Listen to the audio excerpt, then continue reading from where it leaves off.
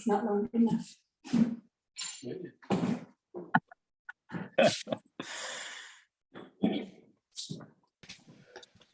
Hey everyone. Hello. Hi.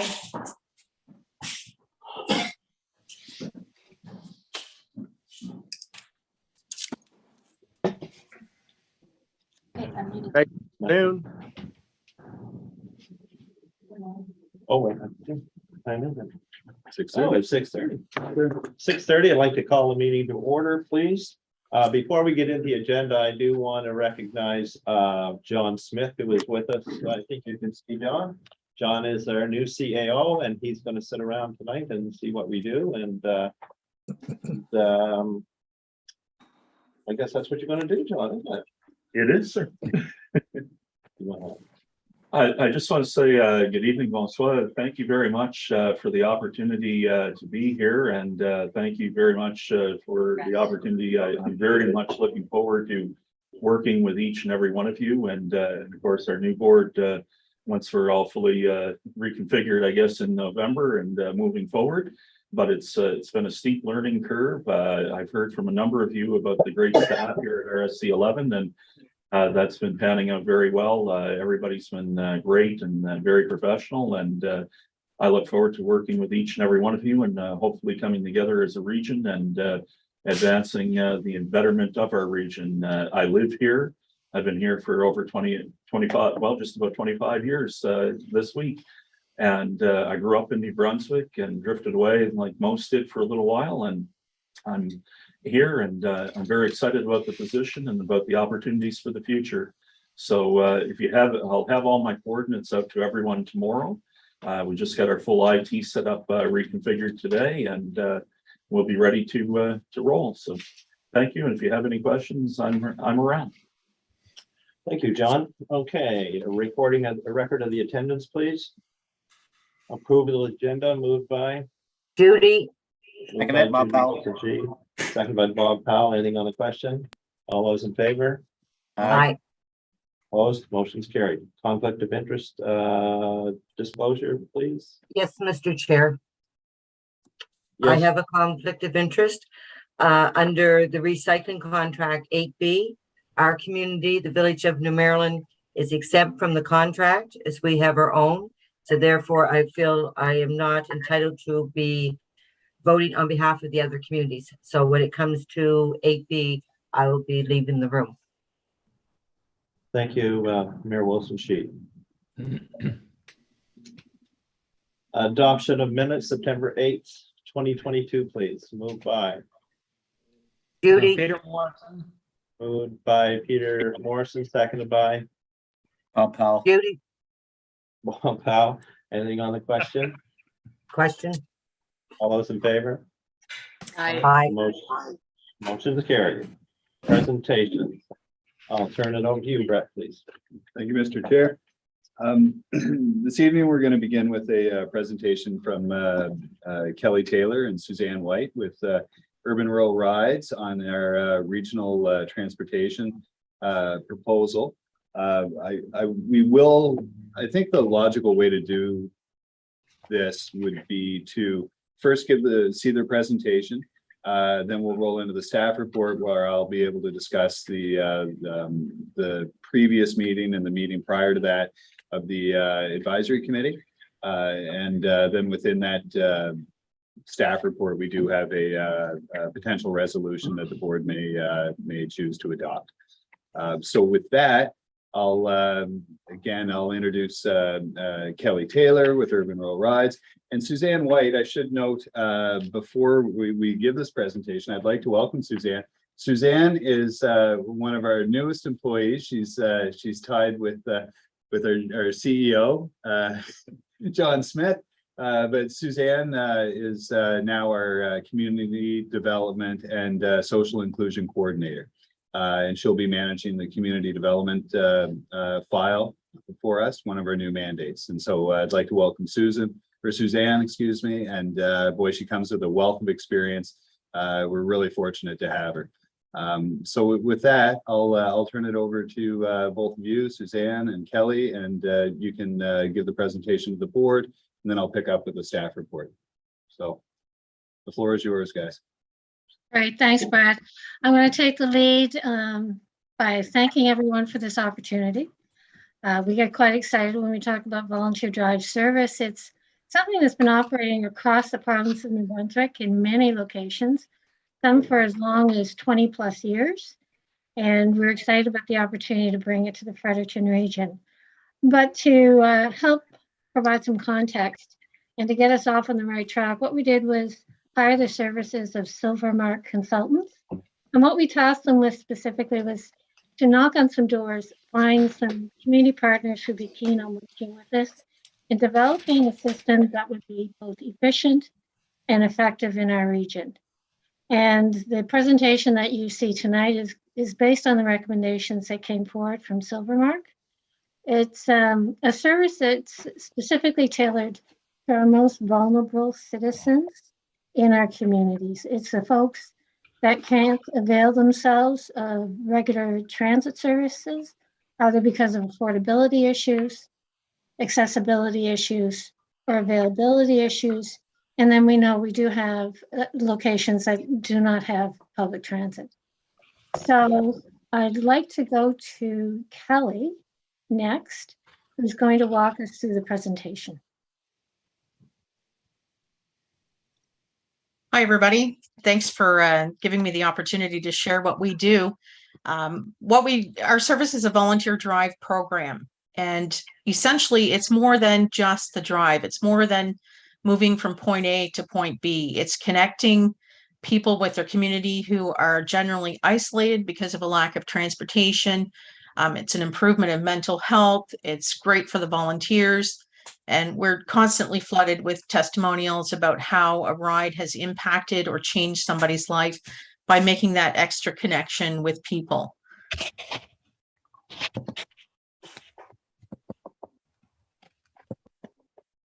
So our clients are, as Suzanne mentioned, mostly people that do not regularly have access to transportation. We work with a lot of seniors. Our goal with our seniors is to make sure that they can age in place, but also provide that support that they need to get to appointments. If they're unable to drive their own vehicles, or they don't have transportation, or they've aged out of being able to drive themselves, there's a huge percentage of the population that are seniors that require that additional support with transportation. We also support people with disabilities. We don't have wheelchair accessible vehicles at this time, but people with moderate disabilities that can get in and out of the vehicle themselves. For example, somebody with a visual impairment would be a client that we would serve.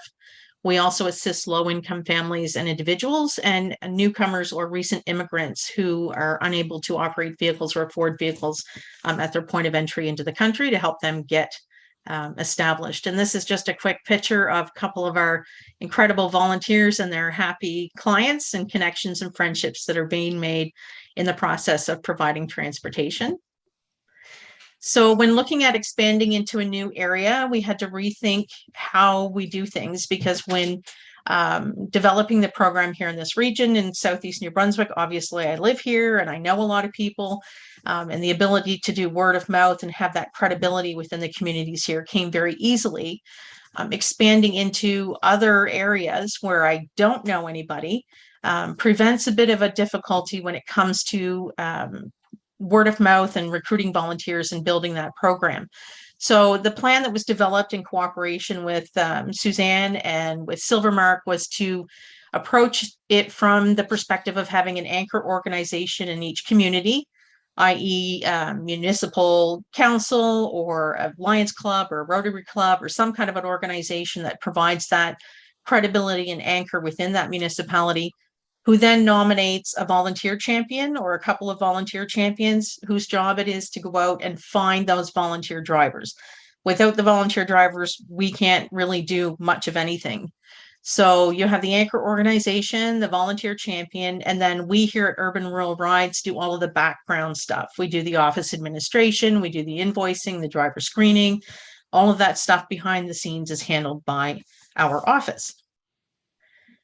So just an idea of who we are as Rural Rides, we began as 3 separate groups covering very small pockets within Southeast New Brunswick.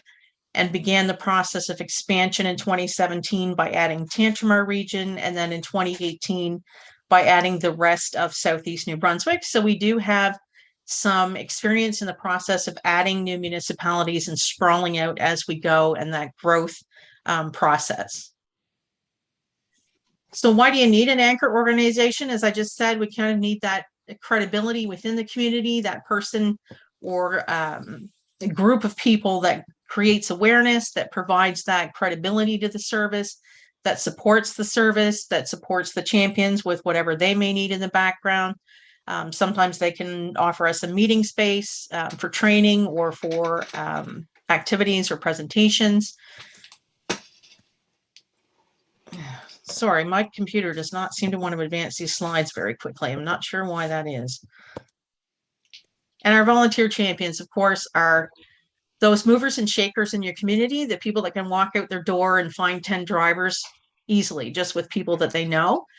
They spearhead the expansion of the service, and they save us a great deal of time in cold advertising and cold calling on organizations, because they already know the people that in their communities that care and that are volunteers and that like to be involved and like to help other people.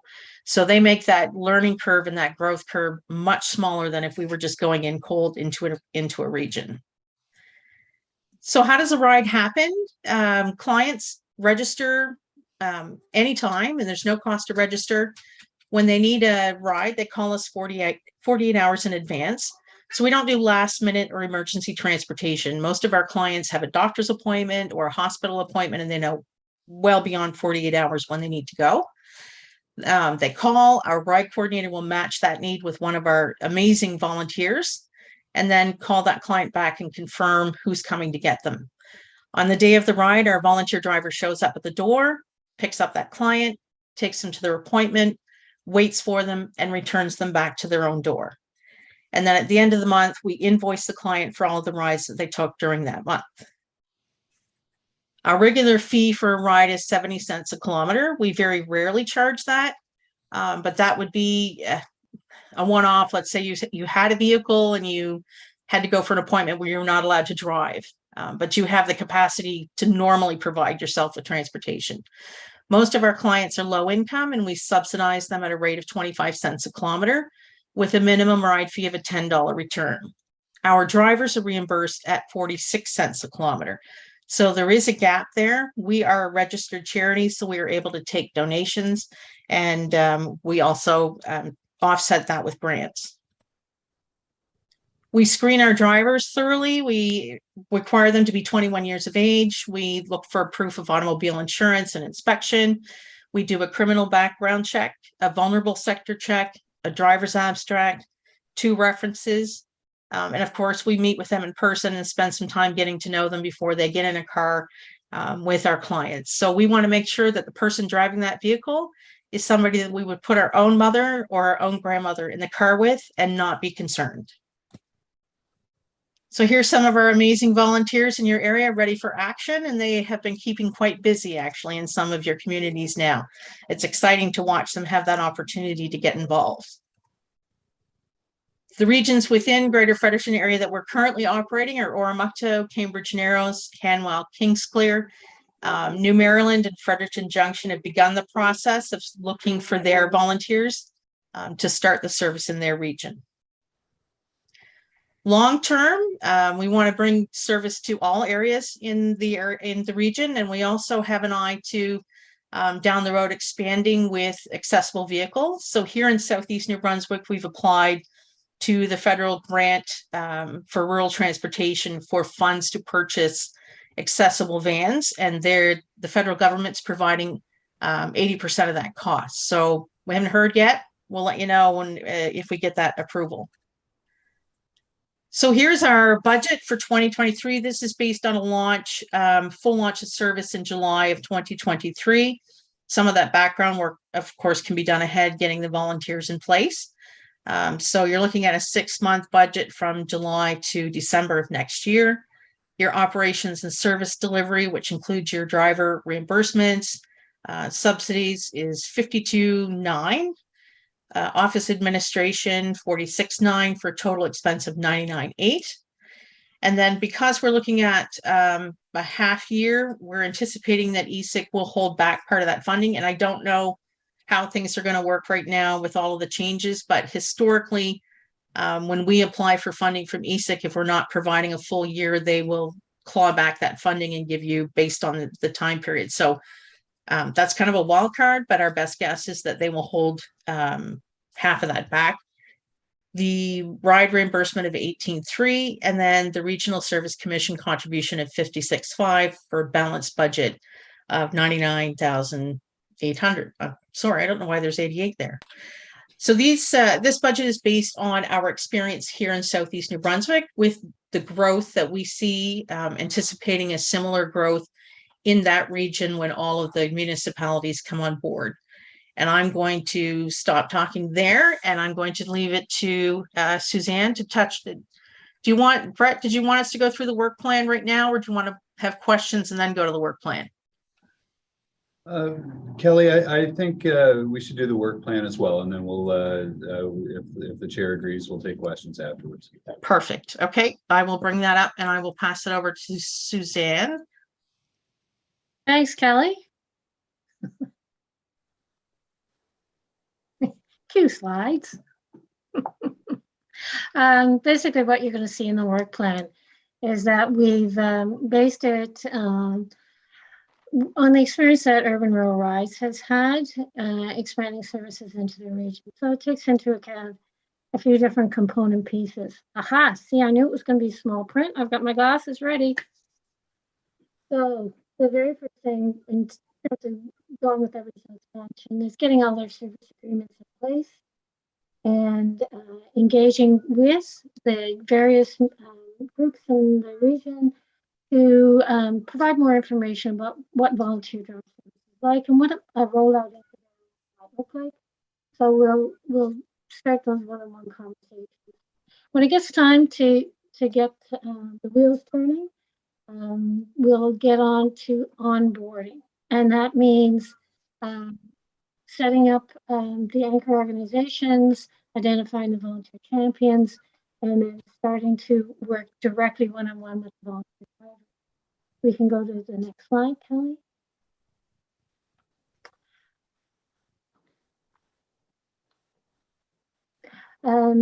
So all those volunteer drivers are recruited and screened, and we provide them with consistent training across the board. Everything from what are their roles and responsibilities to how do you submit your invoices to what do you need to understand in terms of providing safety, both to the passenger and safety for the volunteer. And then operations can happen as Kelly described, all of that back end operations is handled by Urban Rural Rides.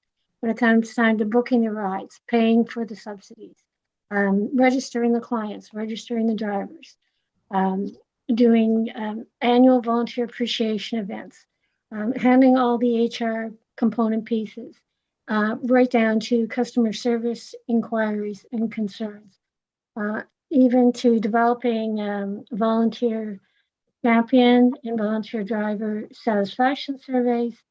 And I mentioned setting up health and safety protocols. I'm going through it quickly.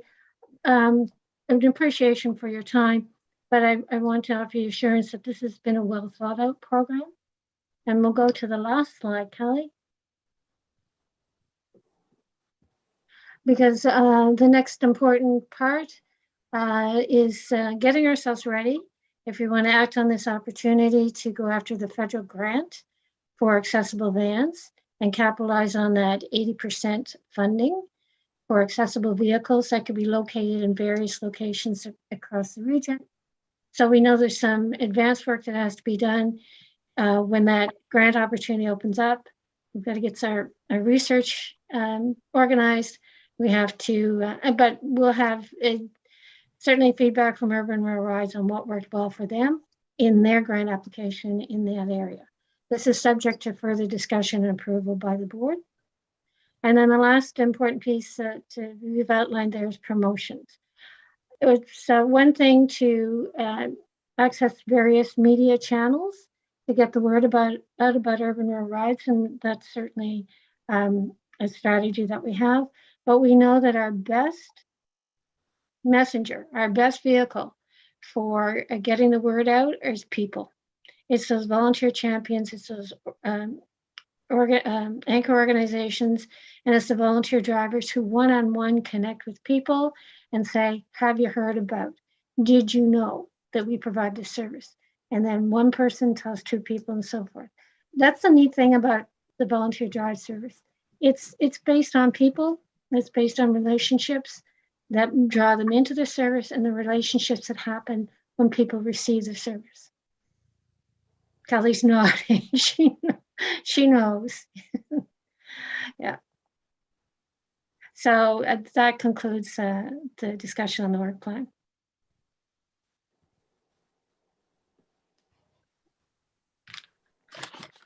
All right, thank you, Suzanne. Thank you, Kelly. Maybe before I'll just go quickly through my staff report. I see there's one hand raised already, but I'll go through this relatively quickly. So as way of background, the advisory committee has met twice, specifically on rural regional transportation. The first time was on September 13th, the second on the 29th. During the meeting on the 13th, it was requested that Urban Rural Rides provide a detailed work plan outlining the rollout of the program, scope of the operation, and details regarding the integration with existing transportation services in the region. The committee also requested a reduction in the amount budgeted for the program. And so in the follow-up meeting on September 29th, the committee reconvened. We reviewed the revised budget as well as the detailed work plan. I think we can all agree that's a fairly detailed plan that addresses all of the concerns that have been identified. And after the discussion of that committee, the consensus, the vast majority of the committee members agreed to recommend the proposal to the board for review and consideration. And so with that, the recommendation, there is no recommendation from staff, given that it's a matter of policy. However, we have included two options for the board to consider. The first would be to accept the proposal as described in the presentation that we've just seen, and the budget and the work plan that we've just seen. There is a draft resolution included in your package to enable you to do that. Of course, the second option, the board may choose to provide alternate direction to staff. So with that, Mr. Chair, I'll turn the floor back over to you. Thank you, Brett. Thank you. Jeff, I see your hand up. Do you have a question? Yeah, what I've heard, and we've already seen this proposal before, and the same issue we're having on everything else. And I just had a great session this weekend on leadership and building business. And first thing we need is foundation. And what I hear is we don't have the foundation yet.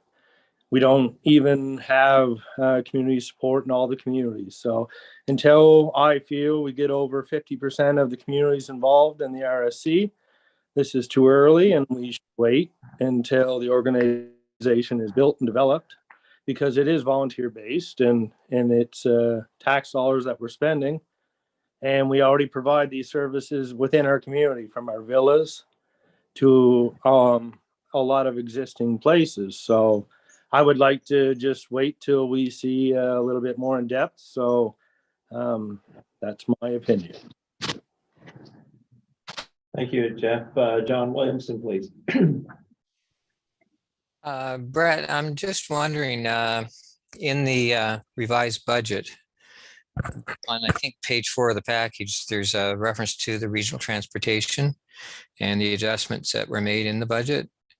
It references a consultant, and I'm trying to relate that to the proposal and the possible recommendation that staff have put to the board or presented to the board.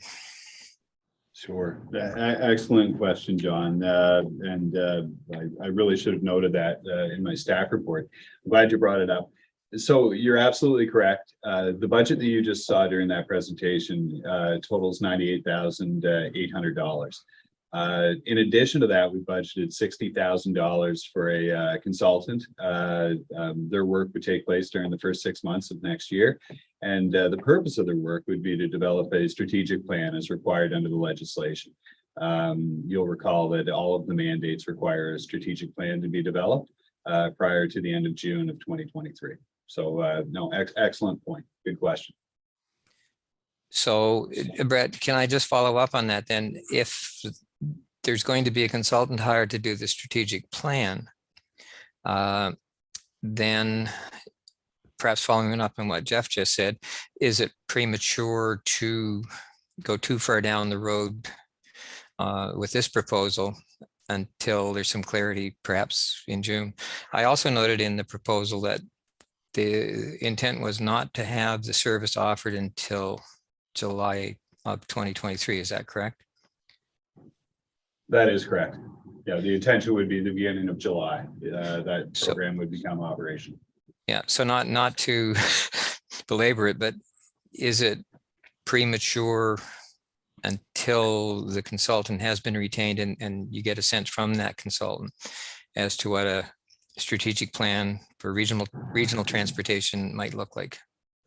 Maurice, I don't know. Would you like to respond to that? Sure, thanks. Thanks, Brad. And thanks for the question, John.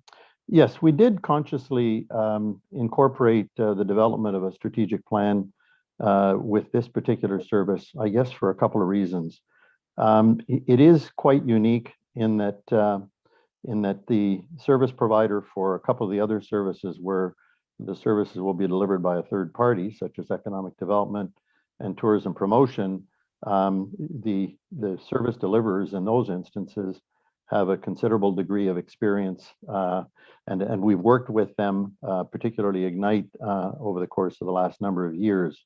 In the case of urban rural rides and in the case of regional transportation, the dynamic is really quite unique in that we're looking at creating a regional transportation system, building on what's there, but also wanting to ensure that that we're not going to create overlap and duplication with an existing municipal transit system that exists in the greater Fredericton area.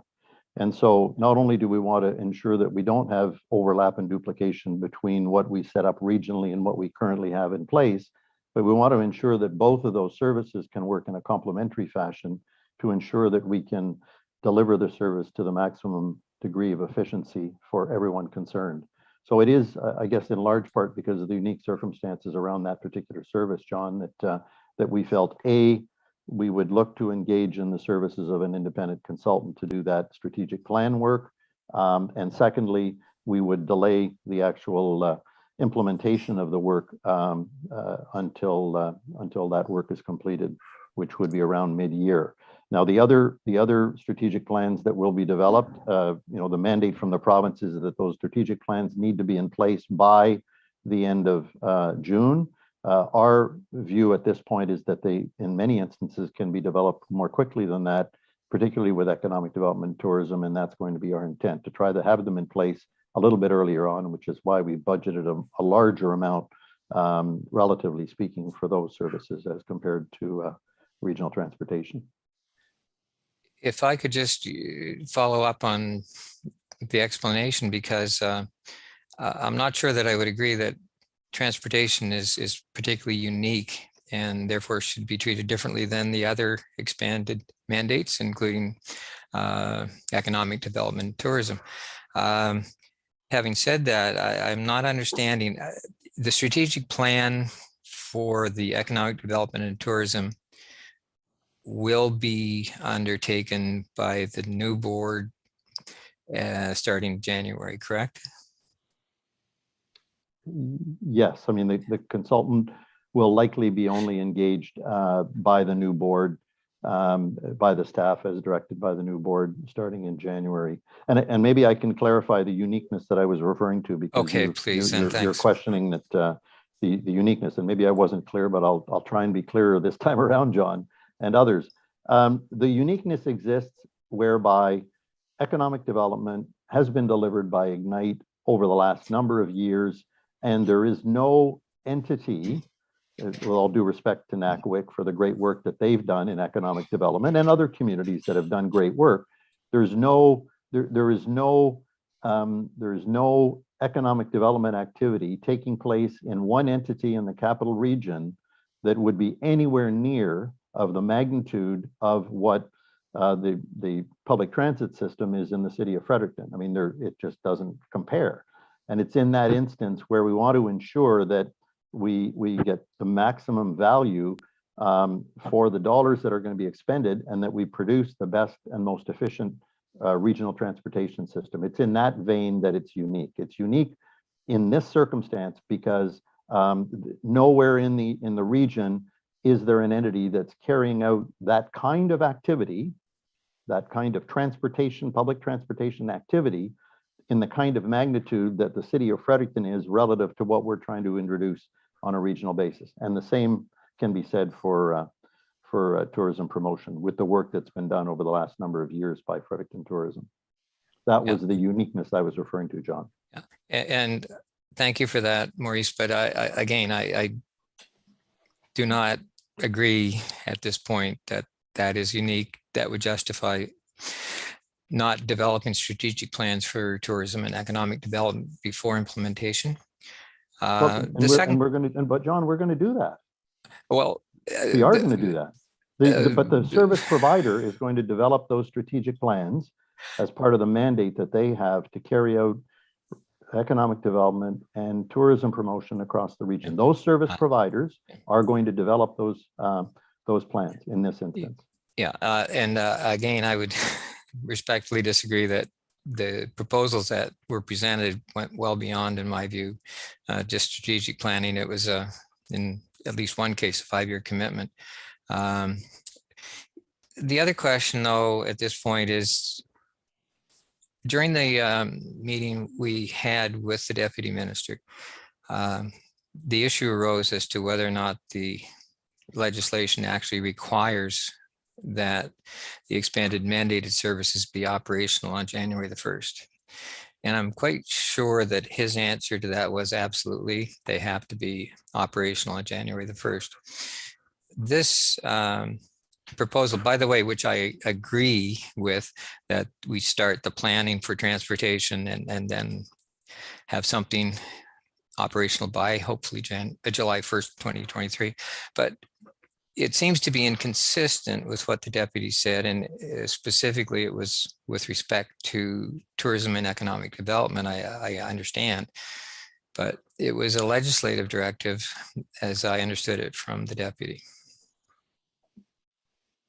Thank you, John. Jeff, you have your hand up.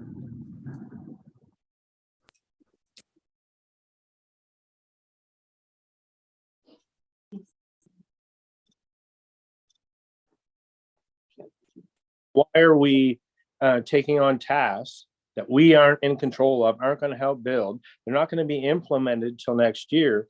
I don't feel like we should have to pay to create a business. If there was already an existing business put together and had real outcomes, then great, I would vote for it. But enough's enough. We're paying. Everything is pre. We don't even have letters of understanding, operation, like everything is pre. So let's wait till next year. Let's work on things this year.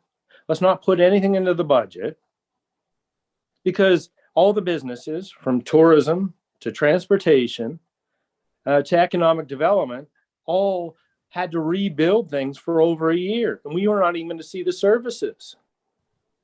So if I'm building a business so back to Maurice's CBDC, Tourism New Brunswick, we have existing tourism, economic development, ONB, ACOA, I'll go on and on and on, that the services that we already pay for. The taxes are going through the roof. We just tried to pass a budget for our rural region and it tripled. So on top of that, on top of the services and everything that's coming down, I think it's a little much. So as smart economic development and people in our communities, how do you build anything? with a foundation. If you don't have a foundation, things will crumble. It's simple. This is we're too early. That's just my opinion. Thank you, Jeff. Anybody else have any comments or questions? Okay, the staff report before us gave us two options with no recommendations actually, but the first one is a resolution that the board of RSC11 authorized staff to develop a partnership agreement with Urban Rural Rides for the implementation of a transit solution for vulnerable citizens living within the region as described in the work plan and presentation received by the board on October 4th, 2022. That's one option. The other option is that the board may choose to provide other direction to staff. Do I have a mover for the first recommendation?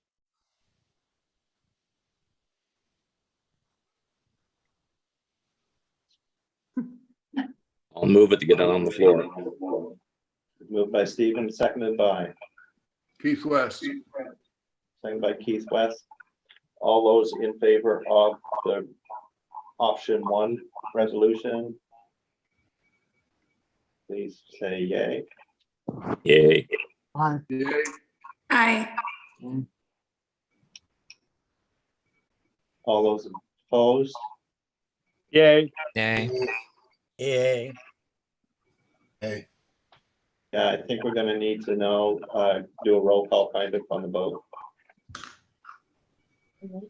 Yeah. Dave Morrison.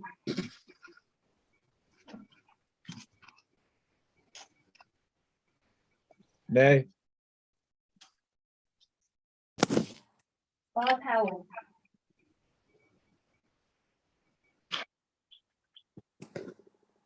I'm caught in the middle. Um. No. Peter Morrison. No. Ian Kitchen. At this point, no. Mike Chamberlain.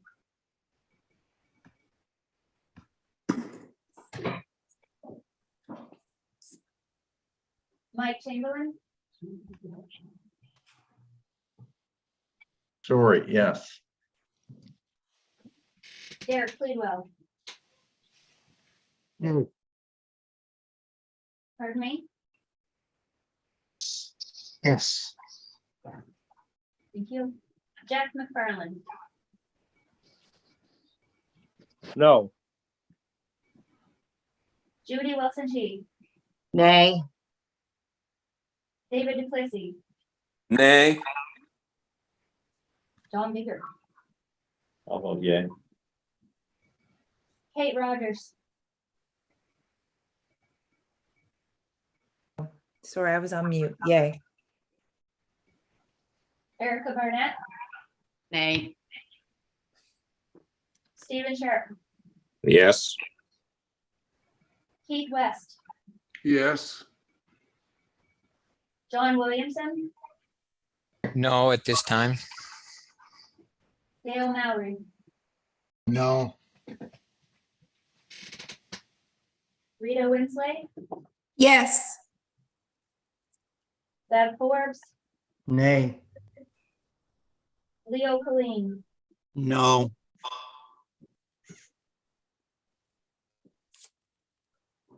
No. The motion has been defeated. So we're not gonna do a strategic plan to figure out where we might want to be in the next year, so.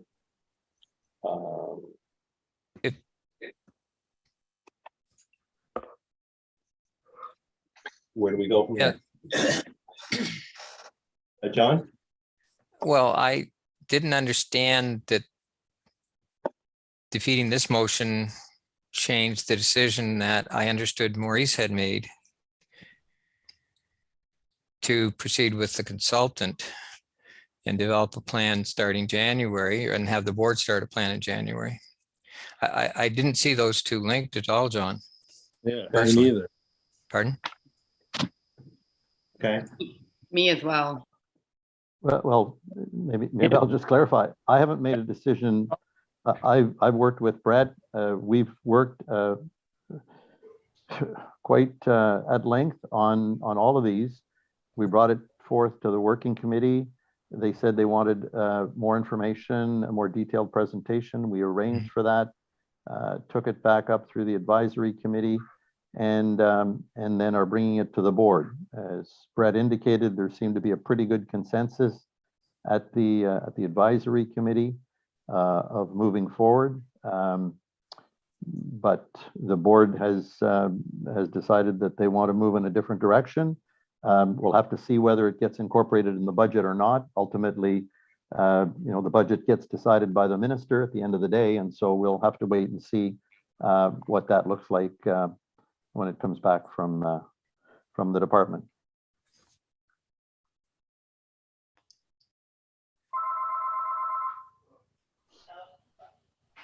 yeah. Jeff, please. Yeah, simple. There's you're not giving us any options. There's a simple option here. It's to do the study on all of this, right? So the money proposed to do the study on tourism, economic development, transportation, and all that, we put that in the budget, and we actually do the study, and we actually give the people that are being brought forth the option to do so. What we're being done is forced upon things that aren't even don't even have any track record, right? So give the community a chance to build this up. So let's not force budgets and force things on people in the last 3 months. Meanwhile, we're only given tidbits just because yourself and Brett, Maurice, are working on this.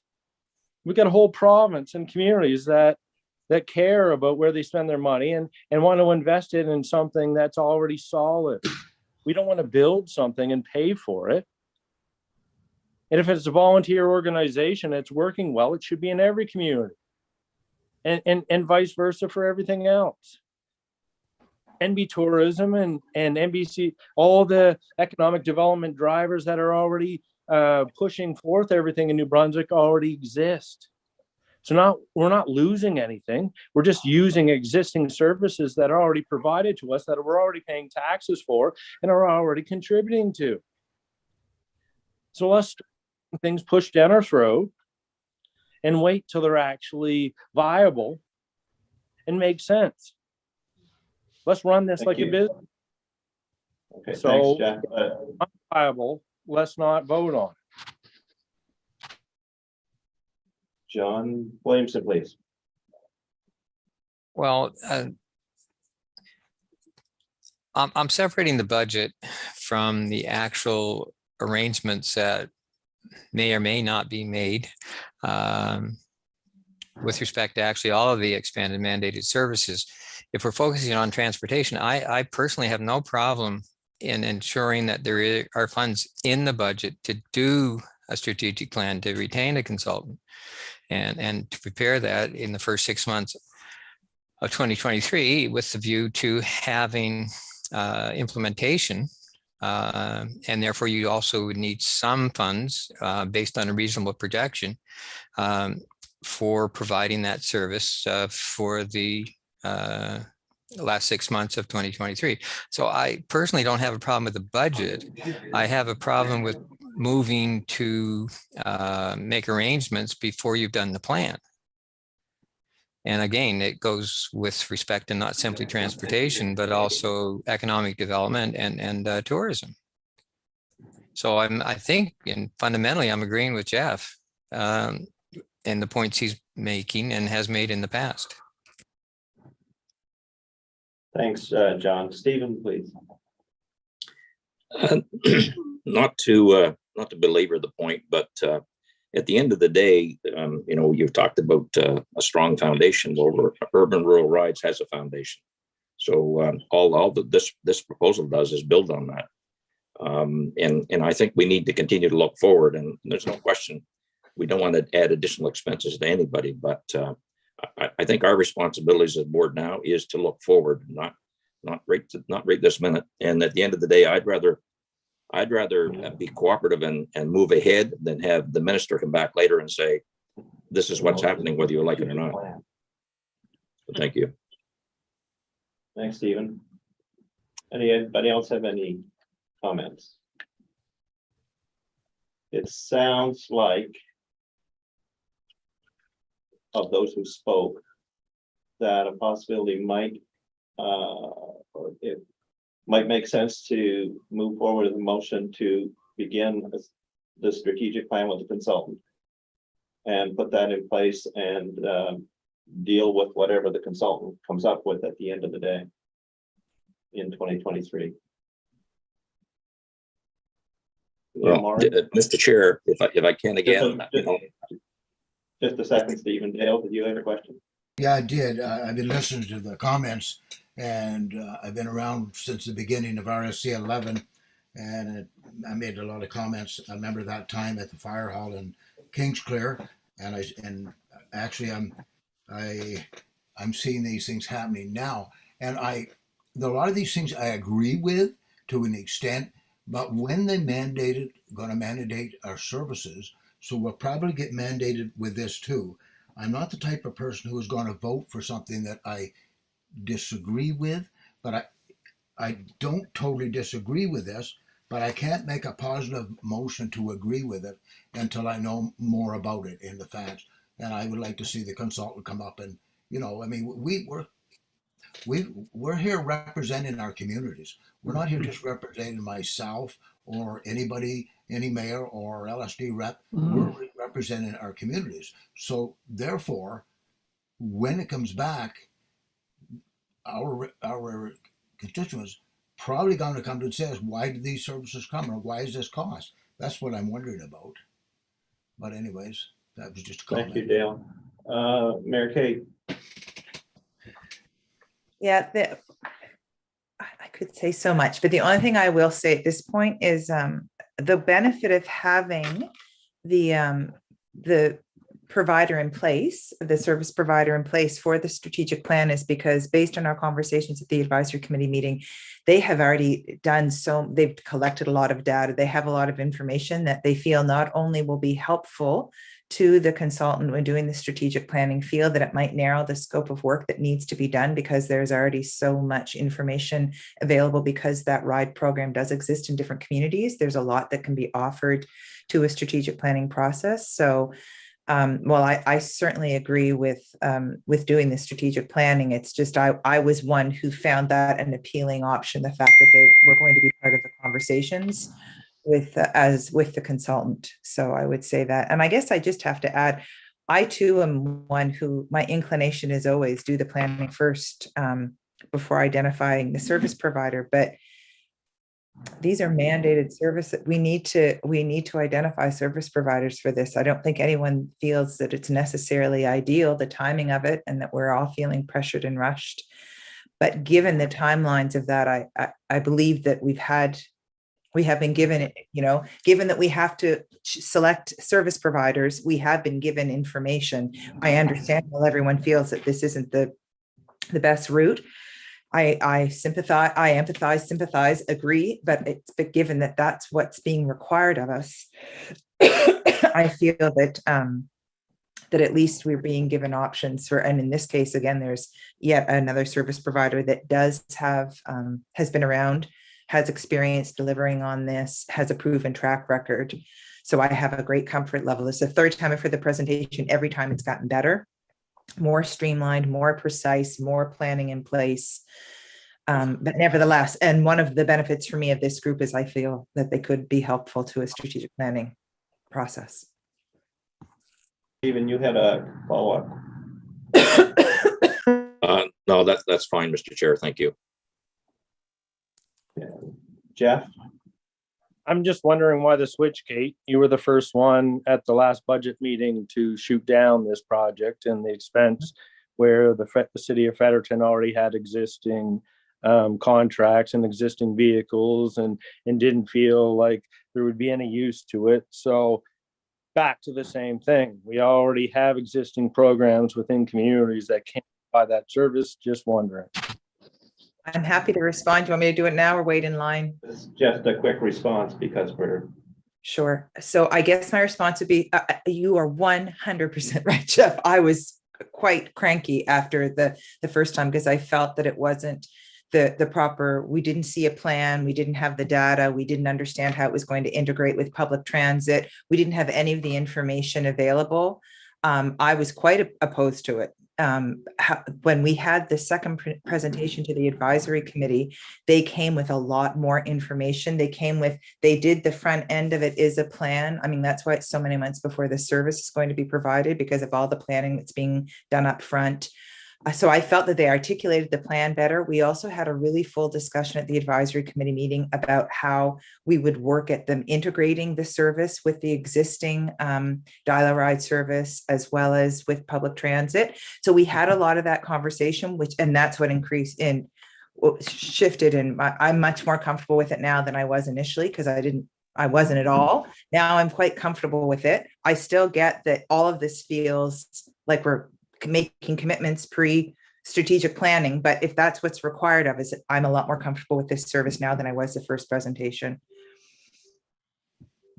Mayor Kate. John Williamson, please. Yes, I'll be brief. I just wanted to respond to Kate's comments, and she's said a couple of times now that it's required. I'm not prepared to accept that it's required in the way it's been presented to the board, that these have to be done in this time frame and in this manner. I mean, to be honest, it makes little sense. I think what you described, Kate, makes sense, and I think the board should be given the opportunity and should take the opportunity to go through a planning process, not simply for the transportation, but for all of the expanded mandated services. Urban rural ride would be absolutely crucial in developing a strategic plan and working with the consultant. Thank you. Maurice? Thank you, Mr. Chair. I'd like to go back to your suggestion prior to this second volley of comments that were made, suggesting that it sounded like there was a consensus around engaging a consultant to do a strategic plan. I'm going to present two scenarios. We can go with what we think may be a consensus to hire a consultant to do a strategic plan. And if we budgeted X dollars like we have in the budget now, and by the time the end of the work of the consultant arrived, and the board, which will be probably equally capable as this board is, decides that maybe that's a little rich for the work that needs to be done, then maybe it won't go ahead to that extent. If the board decides, yeah, that's an adequate amount of money. In fact, maybe we should have had more to do even more regional transportation to better meet the needs of the region, but we decided on this amount and that's what we have. Or alternatively, we said what I think I'm hearing, which is, let's just do the plan and then we'll figure it out from there. Well, let's do a plan, and by end of June, we've got a great strategic plan. And what did we do on October 4th? We decided we wouldn't put any money into it, and we can't do a thing with it until January 1st, 2024. I mean, I don't know that that is a solution either. I think we're planning, contrary to what I've heard, we're planning to do plans for all of these services prior to their implementation. And those have been built in to the work that's being done by the service providers for both economic development and tourism, which are the two others which are going to utilize a third party other than this one. With this one, we're saying we're going to get an independent consultant to do a strategic plan.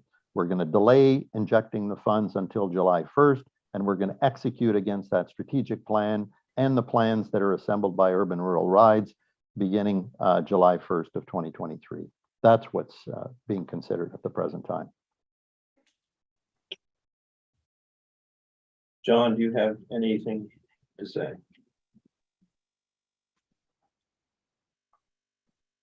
You're on mute. Yeah, I realize that. Thank you.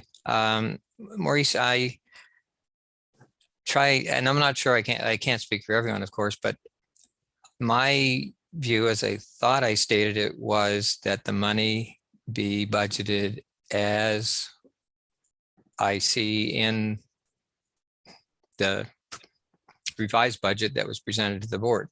I think it's on page 4, and that the funds for the consultant and an actual service provider for the last 6 months of 2023. That makes sense. And you may be high, you may be low. And the board, the new board, will not be constrained by the budget. They can spend more or they can spend less, and it all comes out in the wash. So again, I have no problem with what's being proposed in the revised budget to have the funds available, do the plan first, and then make the arrangements in accordance with the plan with service providers. Thank you, John. Jeff? Exactly. And Thank you, Jeff. I will reiterate what John's saying. That makes sense. It gives us time to evaluate. Like I said, it takes me longer to buy a lawnmower than you guys are picking service providers for a whole entire province and creating. Okay, thank you, Jeff. Maurice, did you have something to say, please? Well, I think I've said what I've had to say. I think that we've got a very credible organization to deliver a service that's going to be hugely beneficial to the entire region. Some would suggest, particularly to the rural areas, where a great deal of the constituents for this service reside. But I think it's going to be beneficial for both the rural areas and the urban areas.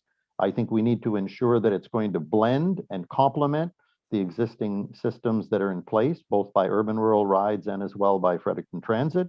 I believe we need to have a strategic plan in order to map out the work that's going to be done in the back end of 2023. So I think we need to have a thorough piece of work carried out, and we need to have funds to execute against that plan for the back half of the year.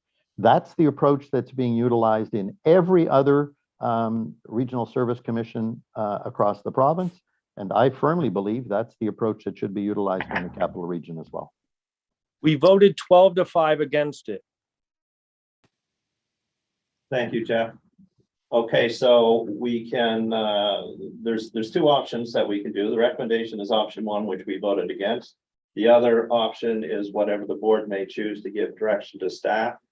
Is there a motion to proceed with the strategic plan, knowing full well that if you put money in the budget for a strategic plan and no money in the budget to implement, then you're waiting until January 2024 to implement anything that's planned in 2023. That's basically what it is. So do we have someone who wants to make a motion to proceed only with the strategic plan? Or do we want to go back to the motion to do the strategic plan and implement a service if the plan dictates that by on or about July 31st or September? You have to put money in the budget to do it. And if you don't, you can't do it. So that's the options I think we have. Mayor Powell. Well, I wasn't sure what I was actually voting for, and that's why I hesitated. I'm all in favor of the rural rides, urban rides, and I'm not. And I say whatever in the budget we use, and we hire them, and we look at how it goes. And we don't sign on for 5 years. We sign on for next year, and we look at it. Then we can do. If we're not sure or it's not working in places, we can revisit it. So I'm in favor of urban rides. Okay, thank you, Mayor Powell. John Williamson, please. Are you looking for a motion, John? I'm not sure. Well, we're either going to move ahead with this, John, or we're going to park it because we got other things in the budget to do tonight. So, yeah, and so if you're looking for if you're looking for a motion, I'll move that the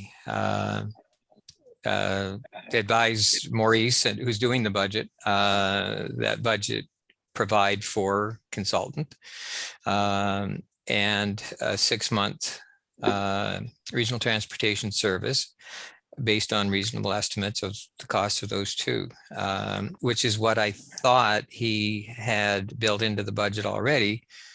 And so I'm confused as to why we need a motion to Yep, affirm you're that, your so. motion there, sir.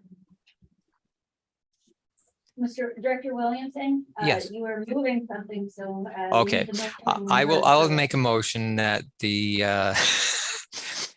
budget as with respect to regional transportation be as reflected in the notes to the revised budget presented.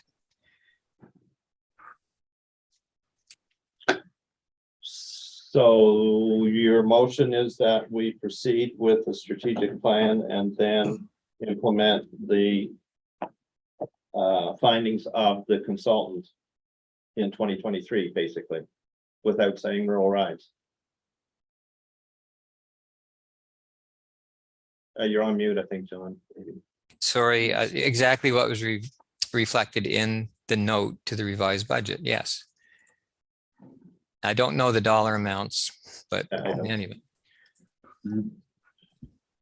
$98,800, Mr. Chair, plus $60,000 Yeah. for a consultant. Yeah, so it's 98 plus 60,000 for consultant. And of course, that would be less, you could subtract from that the ESIC funding. So that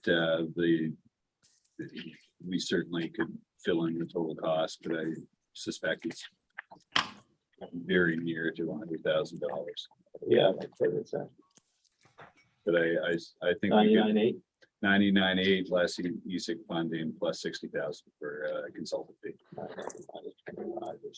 75 plus 50, 125. Yeah. 125,000 in rough numbers.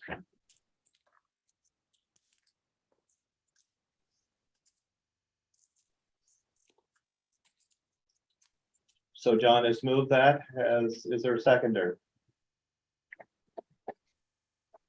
I'll second.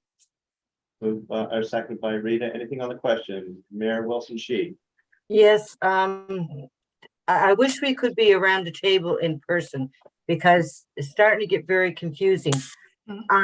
You said for ESIC, the amount they were going to contribute was 25,000, and that was because it was only for 6 months. So why are we taking it out altogether? Can you answer that, Brad? I'll take a crack at that, Mayor Wilson Shi. It's be blunt. I mean, we've put this together relatively quickly. The assumption, I'm optimistic that we'll receive a full year of funding, a year's worth of funding from ESIC for transportation, which is $50,000. I believe but there is a possibility that we will only receive $25,000 from them, where it's only 6 years of operational service for the program. So there's an element of uncertainty there. Does that answer your question? Not really, because you just mentioned that we wouldn't be getting take off 25,000 from the 159,800, but you already had it outlined that we would like to get the 25,000 because it was for half a year from ESIC. So you just made a comment that take the 25 off, did you not, from the 159,800? No, I said 50,000.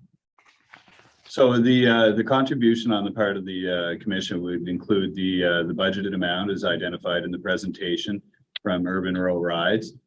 You could add to that the $60,000, which is an estimate for the consulting fees to develop a strategic plan. You would then add the corporate allocation costs on top of that. And then you can subtract any funding that we can expect to receive from ESIC. And that was the $50,000 I was alluding to. But where are we going? Didn't you have it down 25,000 from ESIC?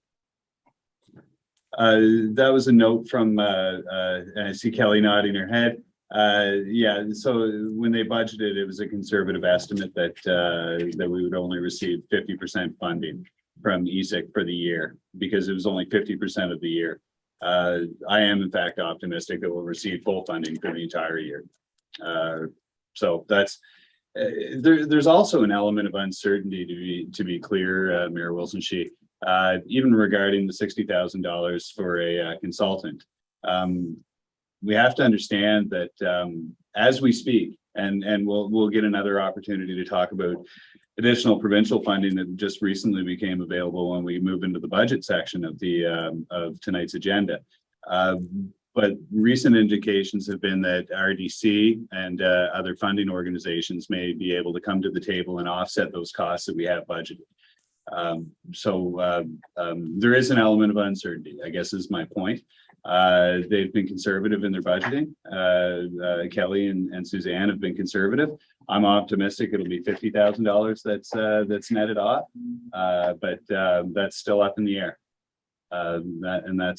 That's the honest truth. Mayor Wilson Sheep. I believe you. Thank you. I have no problem putting money aside for the consultant.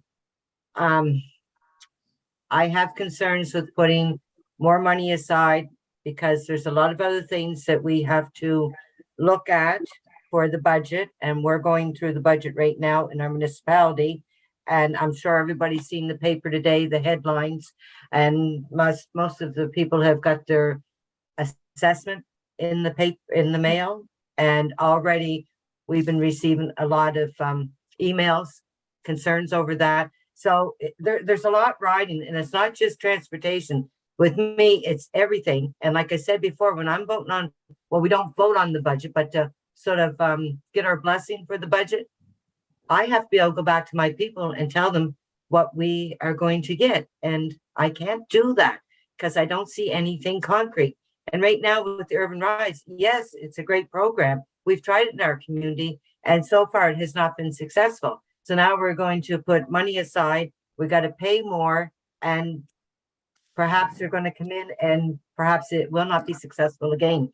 There's just too much riding on it. So if the motion contains both, I will have to vote nay.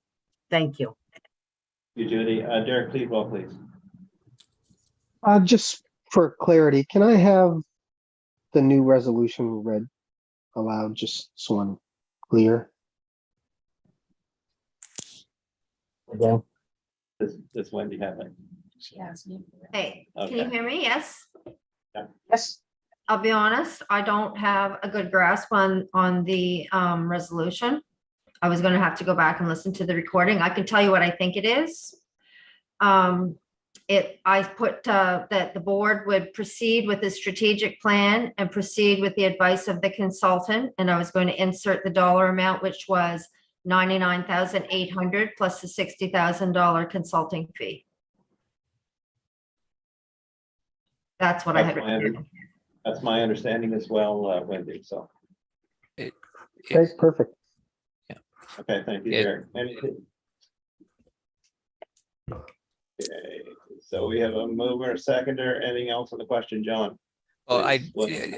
I was trying to follow the motion as and you did very well, by the way, to get it that in that kind of shape. But just to make it clear, it includes the fact that there would be funds set aside for the service.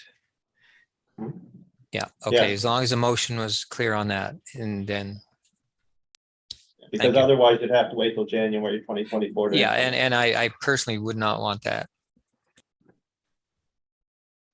Oh, Mayor Kate, please. Just to clarify, we're making funds available for the service, but the service is yet to be defined. Exactly. So we could vote, say in favor of this, and it still leaves options open for potentially it's urban rural ride, potentially it's something else. Is that correct?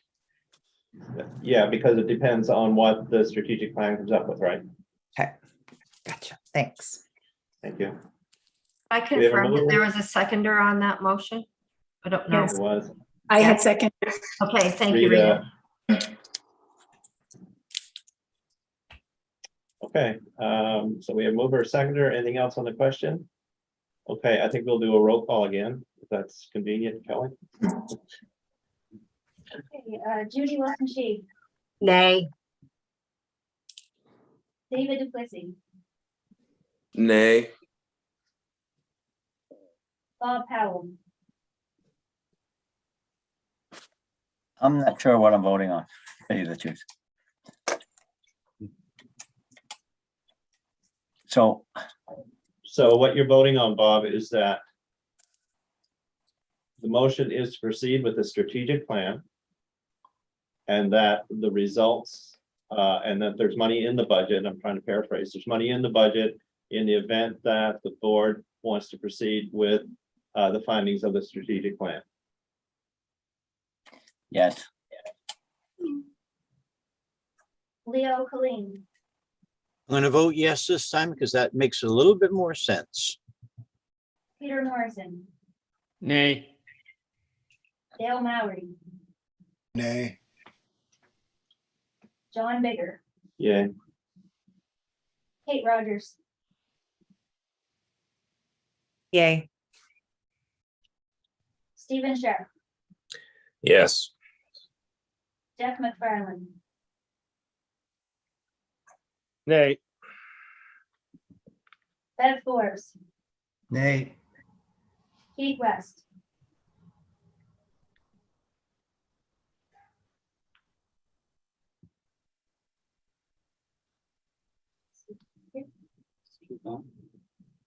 Keith West. John Williamson, Yes. Rita Winsley, Yes. Ian Kitchen,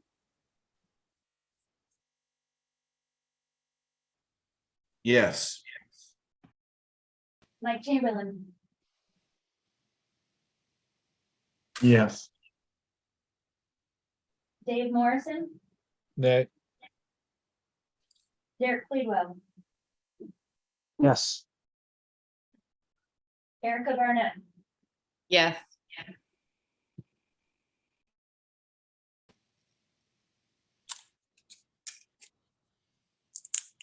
That's everybody. So the motion was approved. Thank you, everybody. Move on to agenda item 2. I'm just joking. Number 7. Number 7, budget of 2023. Is that? Thank you, Mr. Chair.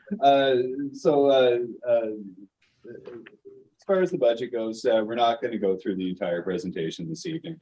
We thought a sensible way to cover the most recent changes would be for Mary Kay to briefly go over the document that's been included in your package and cover off on the specific changes that we've applied, given the feedback that we received from the board, both in the September presentation, as well as in subsequent meetings that we've had with CAOs and both at the for the advisory committee and the working group members. So we did receive some feedback, and with the changes that have been that we've been asked to make, I'll turn it over to Mary Kay, and Mary Kay, maybe you could just summarize those for us. Thanks, Brett. Hi, everyone. So the changes that were made to the draft budget, the biggest one being we did change the salary range increase. You'll recall that we originally presented 9% cost of living adjustment. We have revised that downward to 6%. The most recent CPI numbers that have been released for New Brunswick is showing annual inflation of 7.4%. So that impacts all of the budgets, and it does in different ways, and I'll go through that. So the first one is corporate services. So corporate services, the expenses were reduced by just under 39,000. And what led to that was the decrease in the salary range. The board honorariums are subject to that same increase, so those were reduced. And then we did revise the CEO's compensation package. When the budget was prepared, we did not know what those actual numbers were. So that resulted in some savings for us. So corporate services gets allocated out to the various divisions. So the majority of the divisions' budgets were reduced for that reason. The two exceptions to that were the planning and development and the solid waste division. So we chose not to decrease those budgets. And the main reason there is because we do have some savings with the salaries being less. We have had some staff turnover. They are going to have to be replaced. There is a possibility that we will have to bring in new individuals that will require a higher salary level than what we were paying previously in order to fill those positions. So we thought it was wise to leave that amount in the budget, just so we have it in there in the chance that we will require it to fill those positions. If it's not needed, then we'll have those savings. It will produce a surplus in 2023 and it will come into your 2025 budget. So it will be there if it's not necessary to spend those amounts. But just to give you an idea of what those savings could be if we don't have to. So that 3% adjustment to the salary range amounts to about 29,000 in potential savings in planning and development and about 90,000 in solid waste services. And then the last change that we made, we've talked about it quite a bit, is to the regional transportation. In this budget, we have included 60,000 to hire a consultant to provide recommendations and a strategic plan, and half a year's worth of expenses. So it would be implemented starting in July 2023 by a third-party service provider. So that budget went from 299,000 down to 196,000. So in summary, the increase for the new services that we are going to be provided on average across all the entities that we provide services to is approximately 2.1 cents on the tax base. Thank you.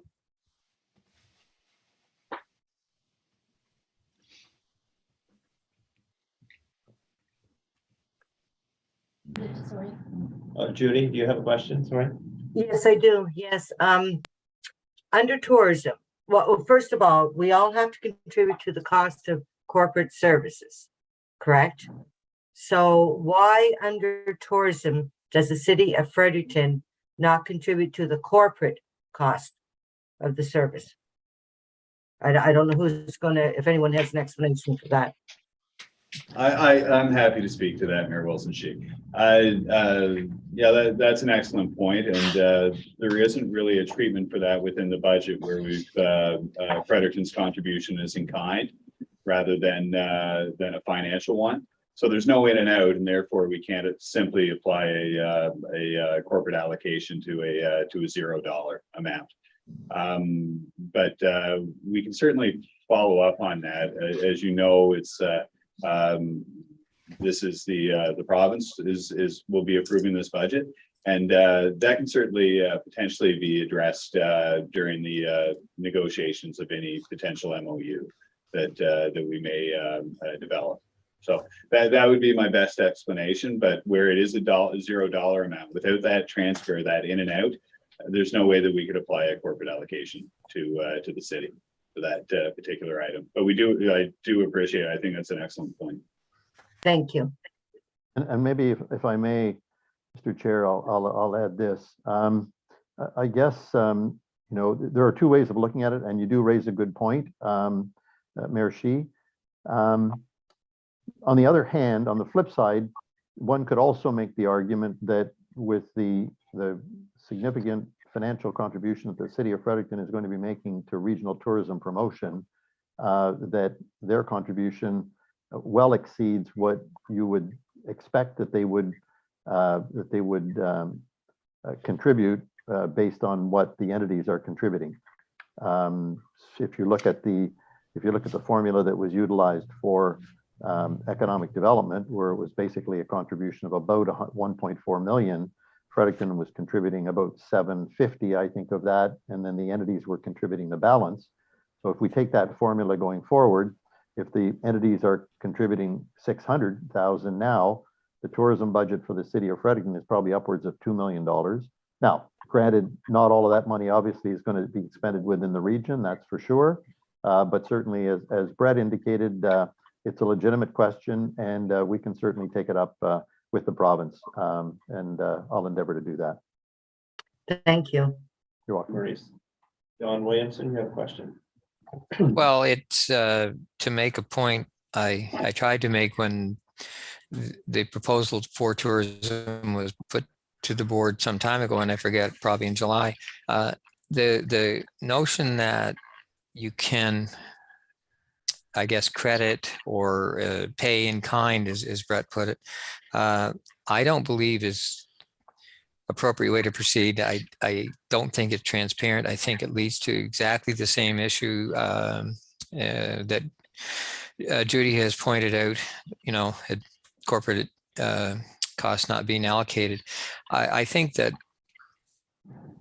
in looking at this, Maurice, if it's not just simply a budget issue, it's also going to be an MOU issue to make sure that things are done in accordance with the act and that things are run through the RSC, and that then these issues such as allocation of corporate service costs are done consistently and appropriately.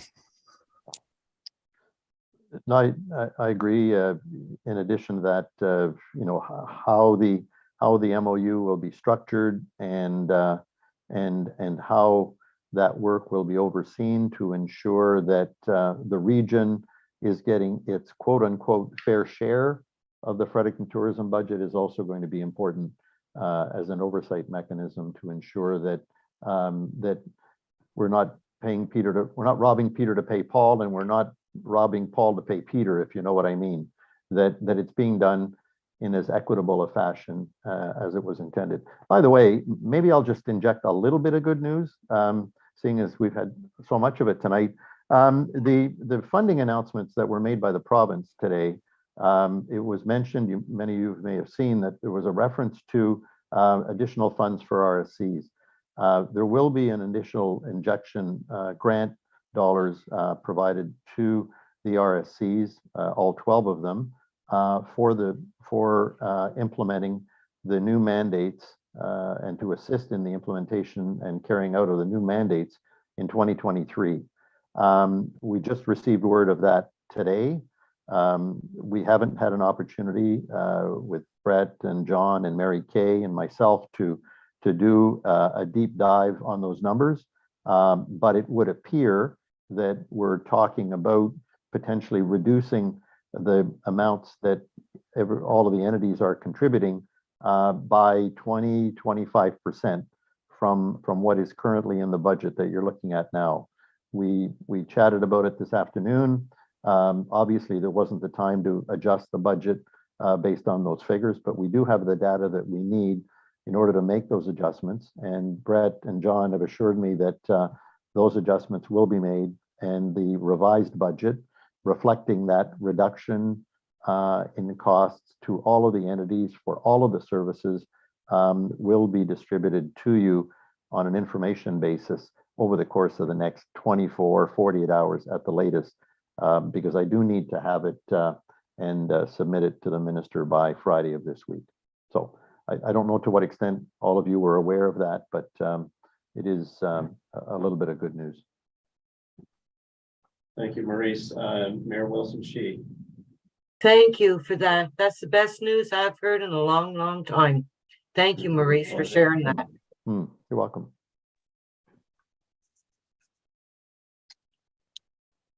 No other comments? Good. Thank you very much. Okay, moving right along to annual departmental staff reports. Perhaps. Thank you, Mr. Chair. For this item, we're coming back to the pool, to the aquatic center, and who would have thought at the beginning of the year that it would be somewhat relaxing to get back to the aquatic center discussion? But it's a nice break from the reform discussions we have been having. In order to brief us, I'm going to introduce Andrew Wall. Andrew Wall is a professional engineer. He's also a vice president with Colliers Project Management. He has been working on this file for us. You'll recall that earlier on in the year, in February or March, I believe, the board agreed to retain Colliers project leaders for work to develop a governance structure as well as an RFP with the goal of moving forward on the Regional Aquatic Center project. So Andrew has been the primary consultant on that job. He's come tonight. He's going to give us a brief presentation, get us up to speed on the progress that's been made to date. And then when he's finished, I'll move through a staff report, and then we'd be able to take any questions that the board may have. So with that, Andrew, the floor is yours. Okay, thanks, Brett, and good evening, everyone. I'm just going to share my screen here in terms for the presentation. And is it appearing on everybody's screen okay and properly? Yes. Okay, perfect. Okay, like Brett said, my name is Andrew Wall. I'm the Regional Vice President of Colliers Project Leaders here in Atlantic Canada. To give you a little bit of an idea of who we are, we have approximately 30 offices across the country, spread throughout Atlantic Canada, where we have about 5 different offices right now with growth plans to create an office in Fredericton, Western Newfoundland. And I'm based out of Moncton, and we've been providing our services to the Regional Service Commission from Moncton here. We have roughly 15,000 projects under our belt over the last 30 years. We are ISO 9001 certified for quality management. So we apply a rigorous program to all of our different projects that we work with numerous different clients through different sectors, public and private sectors. And we have extensive experience working on recreation and aquatic facilities across the country. And more specifically, we're also managing a couple of other projects within this region specifically.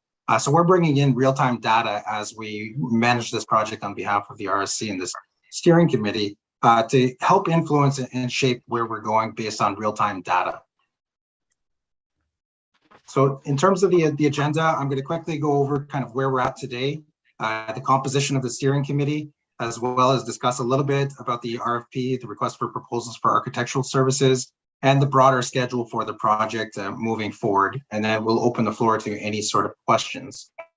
So as Brett alluded to, where we're at today, we roughly started the project back in May, where we were brought on to assist in the setting up and the initiation of the project and developing the governance structure and putting together the steering committee as well as terms of reference for that steering committee so that everybody understands how and who are going to be involved, and the project plan moving forward on how we're going to move from this point in time to the end state of the project.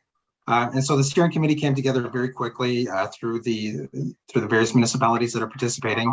And we worked towards establishing that project governance structure. We put together in June the project plan, as well as agreed and prepared a draft development agreement that would look, sorry, I'm getting lots of feedback. The draft development agreement, as well as began preparing the RFP for architectural services. And then over the course of July, we put together the remainder of the architectural services RFP and provided it to the steering committee member communities for review and feedback that we could include in that document moving forward so that we had everyone's best interest taken into account as we developed that document. That document was largely based on the feasibility study that was previously prepared back a number of years ago. So the scope of the project has not changed from that initial starting point in that initial feasibility study. And over the course of the August period, during summertime, vacation times, we did receive feedback from a number of communities. We spoke with procurement departments to incorporate any feedback that they did have for the proposal. And we implemented that in the early part of September.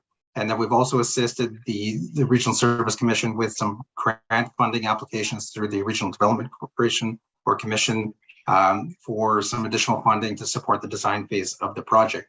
So that's kind of leads us where we're at today in terms of the RFP is complete. We're ready to move forward.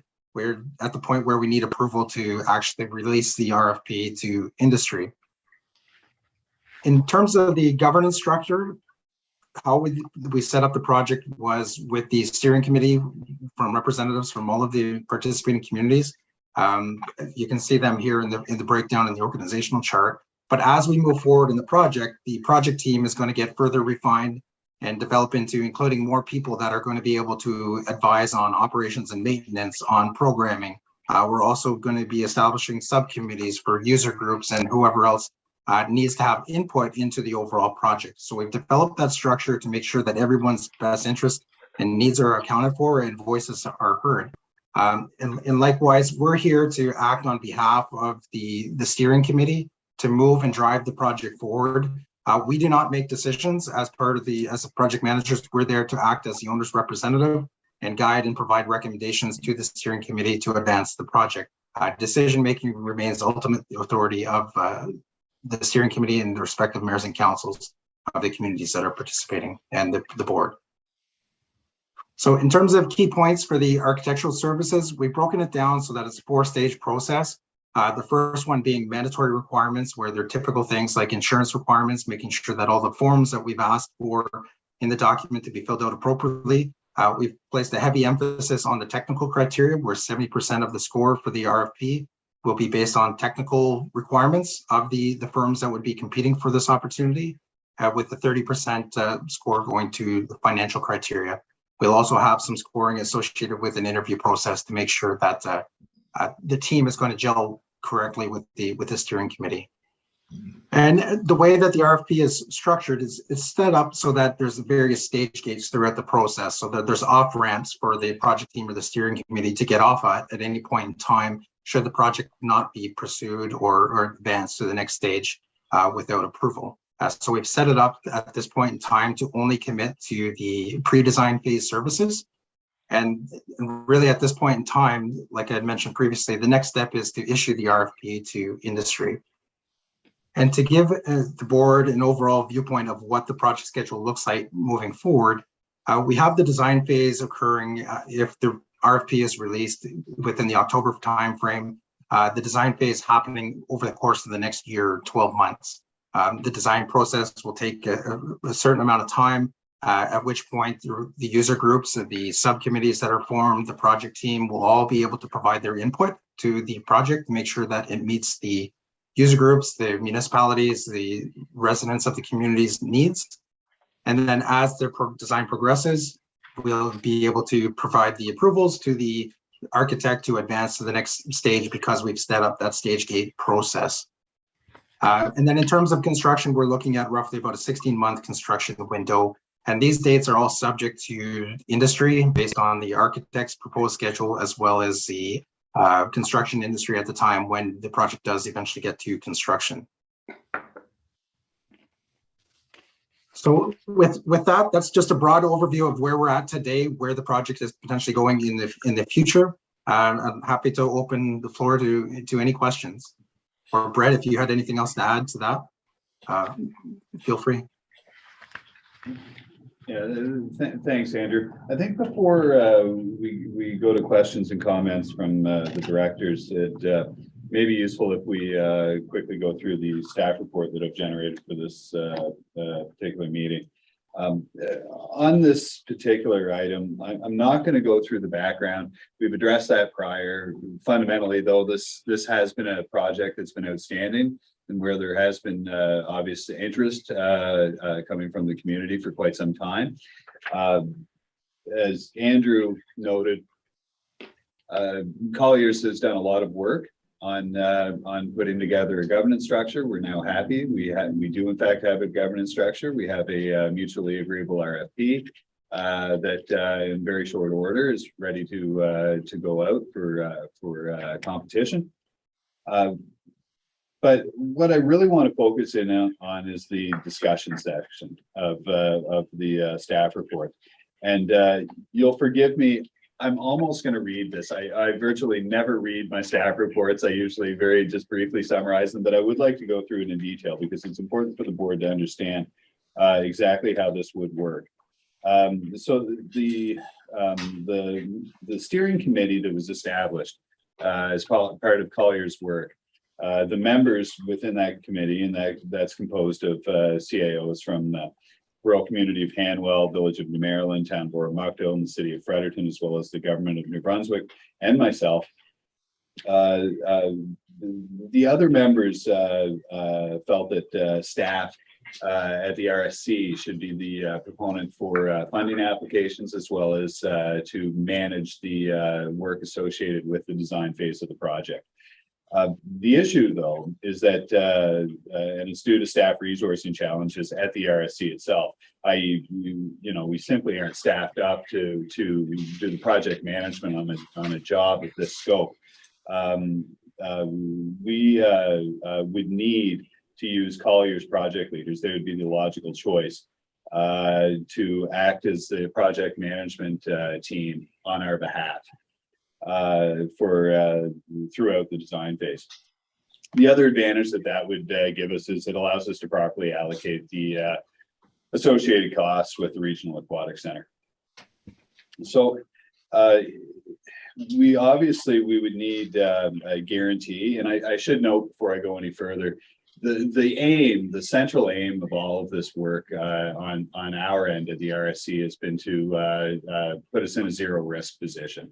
I know that's been an issue when we've had previous discussions that we don't want to be in a position where the RSC is forced to absorb costs. And so obviously any costs associated with the project management on coming from Colliers would have to be covered by the participating communities as well as the government of New Brunswick. And of course, CPL's Collier project leaders proposal is in fact attached to the staff report. Additionally, to complete the design phase of the project, there currently exists a funding gap of approximately $932,000 that would have to be addressed through an application to the provincial and federal governments. And that was always, in fact, the intent. You'll recall if you think back to the original documentation, the feasibility study for the pool project, it was always anticipated there would be that funding gap, and that we would, in fact, need to at some point apply for funding from the two levels of government. Now the applicant for this funding would also own this part of the project, and they would be responsible for any of the deliverables identified in the funding agreements. So it's important for the board to understand that if RSC11 agrees to be the applicant, it will be committed to being responsible for the project through completion of the design phase. And so contingent on the agreement of rural community of Hanwell, Village of New Maryland, Town of Oromocto, the City of Fredericton, and the Government of New Brunswick to cover all associated costs, staff would direct Colliers Project Partners Limited to work towards securing funding on behalf of RSC11 to manage the design phase of the Regional Aquatic Center as described in the attached proposal, should the RSC11 board agree to continue its involvement in the project. And to that end, I've included a recommendation section. However, in this recommendation, it's similar to the previous staff report. This is in fact a matter of policy, and so it's entirely at the discretion of the board how it wishes to proceed. However, I have included several options. The first being that the board may choose to continue its involvement in the Regional Aquatic Center project by passing the motion, which I have included in the staff report. Second option would be that the board may choose to cease its involvement in the, I'll call it the RAC for simplicity, but the Regional Aquatic Center project upon completion of the currently approved scope of Colliers Project Leaders Limited. And you'll recall that that was in fact approved by the board in March 2022. Third option would be that the board may choose to defer its decision regarding RSC11 involvement in the project until additional information related to the impacts of local government reform on regional infrastructure cost sharing is received from the government of New Brunswick. Number four is that the board may choose to provide staff with other direction. So that's it for me, Mr. Chair. Thank you, Brett. So we have four options that we can consider, but let's have a few minutes to discuss it first, and we'll see what direction we might want to go here. So Jeff, you have a comment or question, please.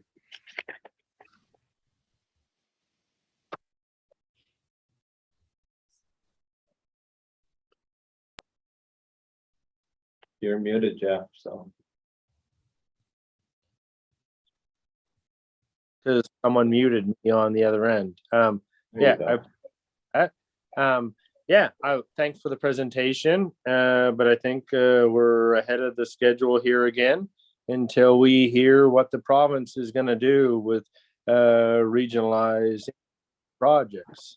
Like I said, and with Stanley, Nashwauk, all the other rural communities are part of the table.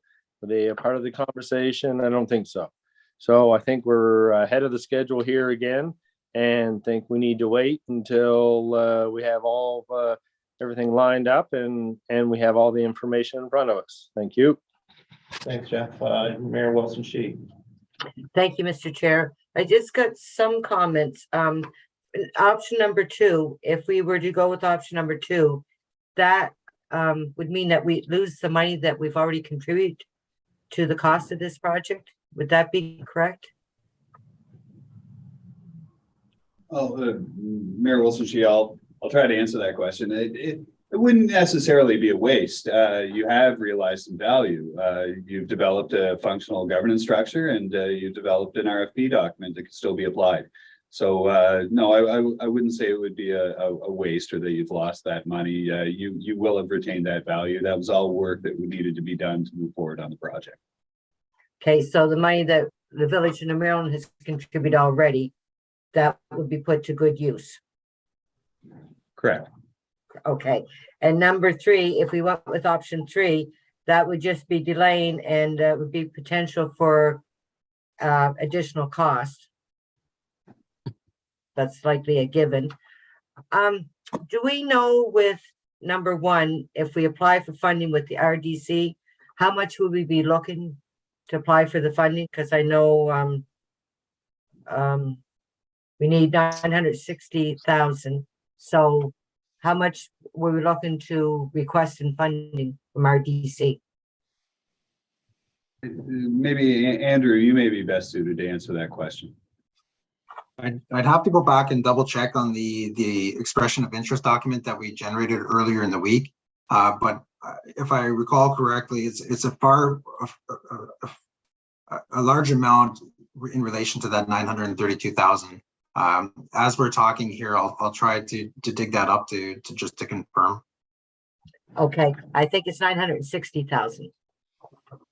I think that was the additional cost. Okay, thank you. Mike Chamberlain, please. Yes, thank you, Mr. Chair. Just wanted to be clear, this is a project management decision for the design only. And just wondering if this is going to carry on through the construction and finalization of the project. Yeah, good question, Mike. The way it's set up, yes. Short answer is absolutely. The intent would be that this is for the design phase only, not construction.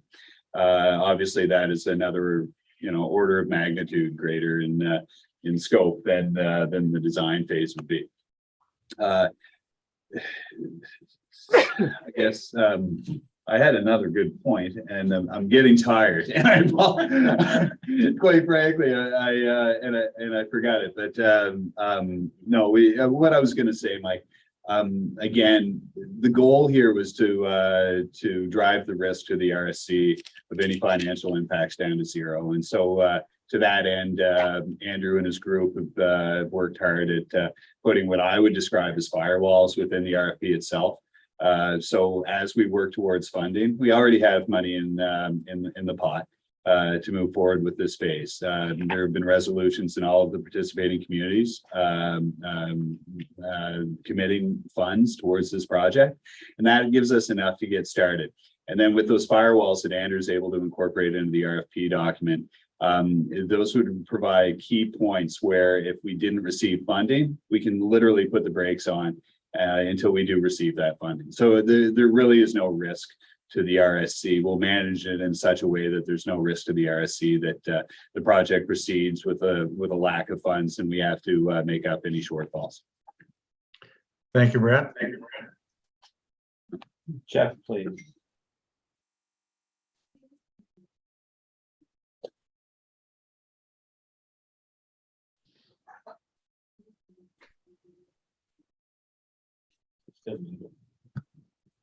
Did you catch that, or was that unmuted? I didn't catch it. Sorry, I just wondering when we all voted on the contribution of the funds for this. So, Jeff, I don't believe Stanley did. So the communities that have passed resolutions thus far to move forward with the project were Hanwell, New Maryland, Oromocto, and the city of Fredericton. Yeah, exactly. And the LSD contribution was made on their behalf by the province of New Brunswick through the gas tax fund. That's only 4 out of the 20. So no, it includes Jeff, it includes the LSDs as well. So all the LSDs in the region are included in that as well. So Stanley was the only one that voted no.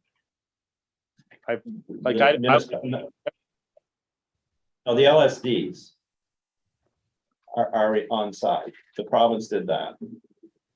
Oh, they And then just you did have, like so you everything have else. Fredericton, Hanwell, New Maryland, Ormocto, and the LSDs.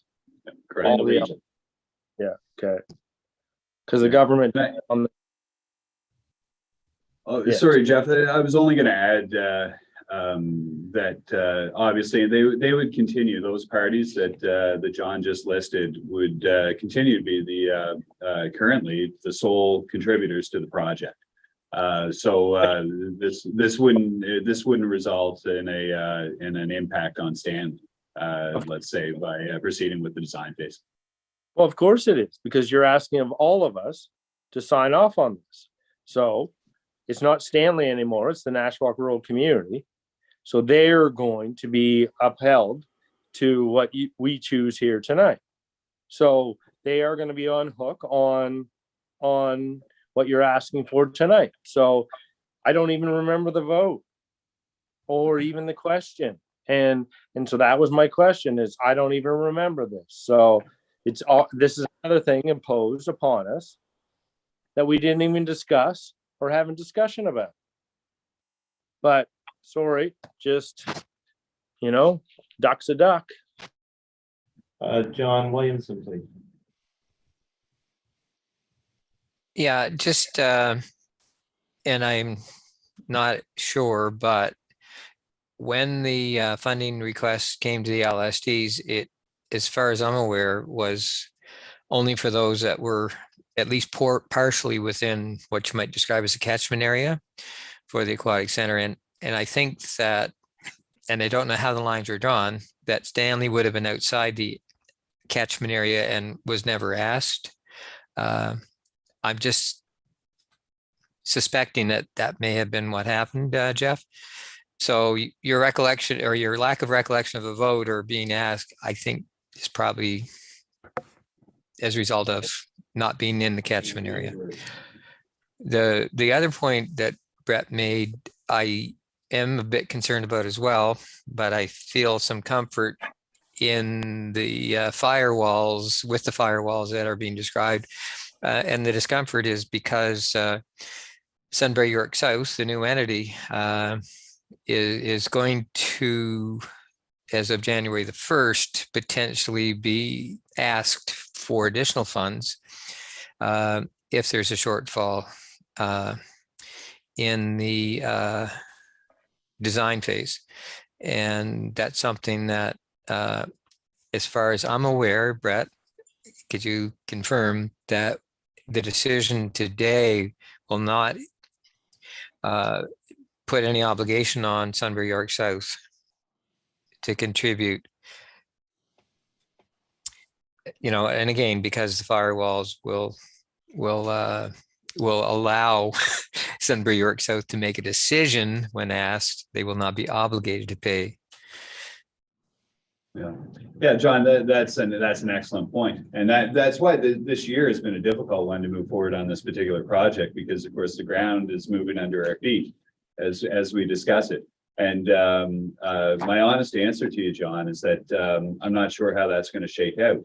Where you're incorporating LSDs that were previously within the catchment area, and now you have a larger entity being formed that might have been half in and half out of that catchment area. I don't know how that's going to be managed, quite frankly. There is a degree of uncertainty there, and we're waiting for clarity from the province on how that would in fact work. That's why I included option 3 in the report. That's the best answer I can offer. Yeah, thank you, Brett. Cool. Leo, please. Yeah, just a comment on that LSD's involvement in this pool project. To start with, we have 6 representatives on this board, and we had a meeting of LSDs, not just the 6 that are on the board, but of all LSDs. And I will have to say it was very poorly attended by all the LSDs, including probably Stanley was not involved because they were not at the meeting. They were one of the groups that were not at the meeting. And I'm telling you, there was not enough people at that I guess we had a quorum, but we got to vote on if we were going to participate and how we were going to participate. And it is no great excess of money. We didn't supply a great deal to this project, as you put. You could probably give me an exact figure, but I don't think it was very high, our participation. It was just so that the LSDs could have an input. And I say the LSDs had a meeting, and I was at that meeting, and I would think maybe there were 10 LSDs represented there. That's my beef on that one. Thank you, Leo. Dave Morrison, please. Yeah, according to my recollection, I'd have to agree with John. This was put forth to Fredericton, Hanwell, New Maryland, Oromocto, and the LSDs, and the minister represented the LSDs at the time. I don't believe Stanley, Harvey, or Nakawik were at the table at that particular meeting. That's my recollection. Thank you, Dave.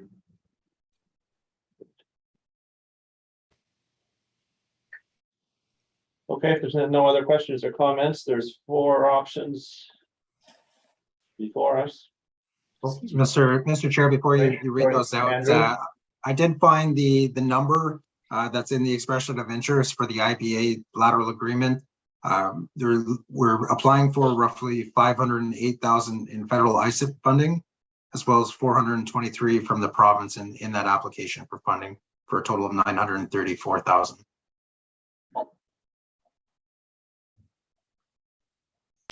Thank you. That answers. Mayor Kate. So if we proceed with that, we could, even if we receive that funding to do that piece of work, it could then stop there, right? It doesn't further commit us beyond that. That's right. So if we were successful, and so with that, then I'll move recommendation number 1. And I would second it. Moved by Mayor Kate, seconded by Stephen. Anything on the question? All those in favor? Aye. Aye. Opposed? Nay. Motion is carried. So we have 1 nay, I believe. Motion's carried. Thank you very much. Now, where's my agenda? Oh, here it is. Okay. Moving right along. Yeah, well, thank you, Mr. Chair. Maybe before we move on, I'd like to thank Andrew Wall for joining us this evening. Andrew, your participation was greatly appreciated, and thank you. And I'll certainly be talking to you in the near future. Great. Thank you very much. Have a great night. Okay, 8B staff report recycling contract. Brett, please. Thank you, Mr. Chair. I think they're gone. Are they not? Yeah, they're gone. Suzanne Kelly. Yes. Thanks, Mr. Chair. So the next staff report. Obviously, we've got a full slate this evening. The next staff report is on something that we're a little more accustomed to. It's the extension of the region-wide recycling collection contract. And most of you will recall we went through a similar staff report last year. This would be the final 1-year extension as an option on this particular contract. The critical piece here is that we expect this will be the bridging year between our existing waste or recycling program and the implementation of PPP, which is an extended producer responsibility program being rolled out by the province, whereupon the industry organizations will start paying for operational costs associated with processing of material as well as the collection of that material. And so this would be the bridging year to get us to that PPP phase. We're hoping, and that's certainly all information that we've received from the province thus far has indicated that will be in fact the case. So the background of this, I will touch on it briefly. With the exception of Fredericton, Oromocto, New Maryland, and Hanwell, our recycling collection services within the region are administered under a blanket contract by the RSC on behalf of all of the member communities that are served by it. And the purpose of that is twofold. One, you realize savings through economies of scale, and secondly, you are able to deliver the service in a uniform, professional way across the entire region. And the board several years ago agreed that that would in fact be the best approach. And I say several years ago. I believe this particular system has been in place since 2004. So that brings us to today. The current monthly price of the contract is approximately $42,000, and it's adjusted every 6 months based on the previous 6-month average of NYMEX Clearport spot diesel prices. That is an elaborate way of saying that there's a fuel adjustment clause. The tender was awarded to Faro in 2016 and allowed for an option to extend the contract by 2 additional 1-year terms if agreeable to both parties. Again, we're in the final 1-year term of that agreement.